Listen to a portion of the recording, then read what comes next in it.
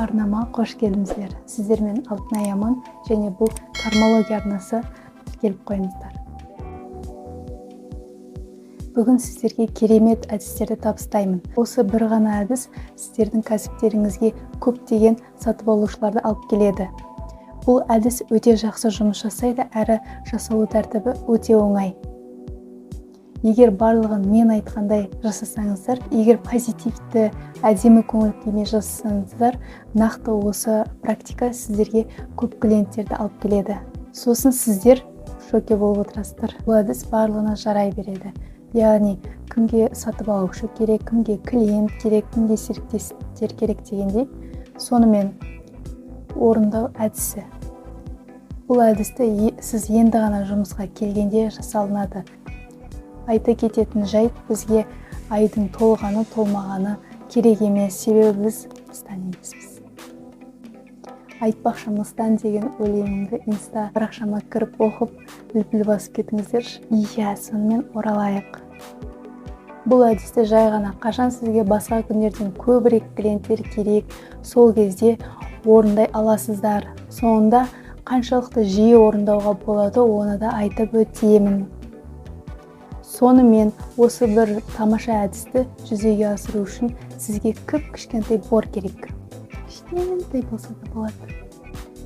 Жаңа ма, ескі ма маңызды емес. Оң қолыңызға сол борды аласыз.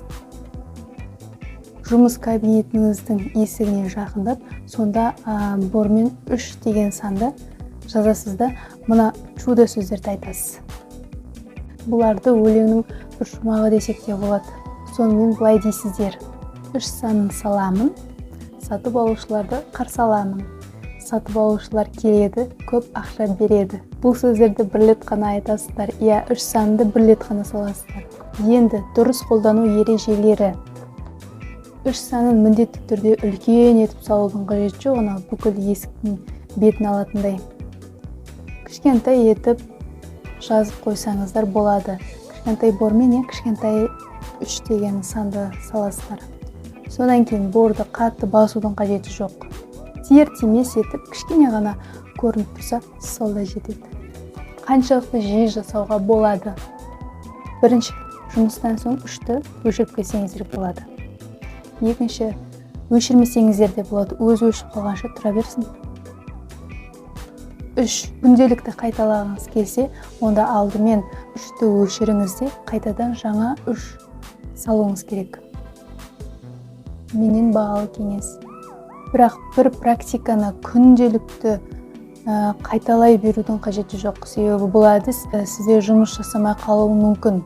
Сондай қаупі бар. Мысалы, сіз бүгін бұл әдісті жасап, көп клиент алдыңыз делік. Ертең тағы да жасадыңыз, тағы да көп клиент келді. Сонымен осылай кете берсе, онда бұл деген ашкөздік қой. Ондай арам пиғылыңыз болса, бұл әдіс сізде әрине жұмыс жасамайтын болады. Ал егер жеке кабинетіңіз болмаса, мысалы сұлулық салонында жұмыс жасасаңыз, онда есік ортақ болса, онда сол есікке 3 санын дәл бағанағыдай жасайсыздар. Бірақ өзіңізді ойлап тұрасыз. Ол жақта өзіңізге клиент келетіндей етіп, солай оймен сондай тартасыздар.